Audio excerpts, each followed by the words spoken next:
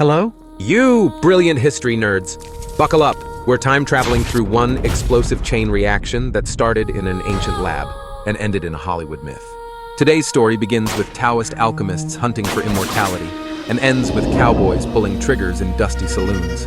Welcome to the story of how one little spark lit the fuse on, well, pretty much everything. Picture this: ancient China.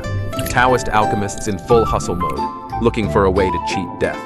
Saltpeter, sulfur, charcoal, a little heat, a lot of curiosity, and boom! Instead of immortality, they cooked up something brand new: gunpowder. They called it huoyao, fire medicine. You know, the kind of medicine that cures walls, armies, and empires. At first, it was just fireworks. Yay!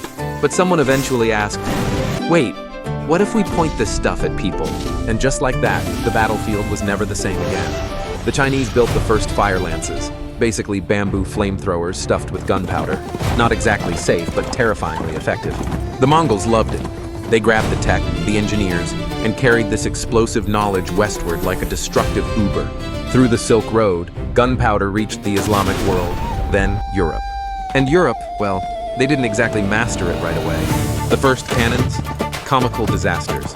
Loud, inaccurate, often blowing up in their user's face. But hey, even when they missed, the noise alone could send knights tumbling off their horses. And then came one of gunpowder's greatest moments: the fall of Constantinople. For centuries, those walls held firm, until a young sultan, Mehmed the Conqueror, decided he needed something bigger. Enter Urban, an engineer with a gift for chaos. His great bombards fired 800-kilogram stones the size of small cars. Imagine being a soldier on the walls and seeing that rock sailing toward you. Goodbye morale. With each shot, the walls cracked until Constantinople fell. Gunpowder didn't just smash a city, it smashed an entire era. The age of castles and feudal kings was done.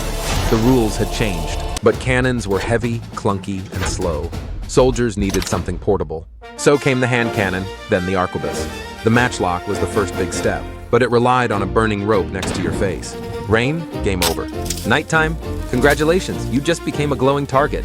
Then came the wheellock. Fancy, expensive, complicated, basically the luxury sports car of guns. Great until it broke. But the real game changer was the flintlock. Cheap, reliable, simple. The Nokia 3310 of firearms. It dominated for 250 years, and it made knights obsolete. Armor that once made you invincible now crumpled like a tin can. From then on, wars weren't won by the strongest warrior, but by who could fire the most. By the 19th century, things went wild. First came rifling. Spiral grooves in the barrel made bullets spin, like a quarterback throwing a spiral pass. More accuracy, more distance. Then the metallic cartridge. Before that, soldiers had to fumble with powder, ball, and wadding, like cooking in the middle of battle. The cartridge simplified it all. Click, bang, repeat. Instant noodles for guns. Put these together, and you get the Wild West's icons: Samuel Colt's revolvers and Winchester rifles. Weapons so effective that at Plevna, Ottoman soldiers held off a much larger Russian army with their Winchesters alone. And finally, smokeless powder. Old black powder filled battlefields with choking clouds. But smokeless powder?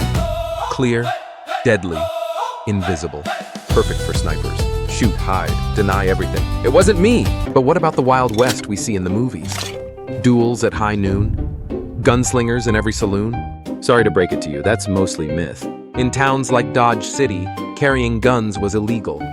Sheriffs made you check your weapons at the door. The real West? Way less action, way more paperwork. So where did the cowboy legend come from? Marketing. Colt and Winchester plastered the image of heroic cowboys everywhere. The Wild West was less a historical reality and more one of the first influencer campaigns. And there you have it, an accidental chemistry fail that reshaped the world. From fireworks to bombards, muskets to Winchesters, and Hollywood myths in between, gunpowder lit the fuse of history. The story proves one thing: world-changing revolutions don't always start with brilliance.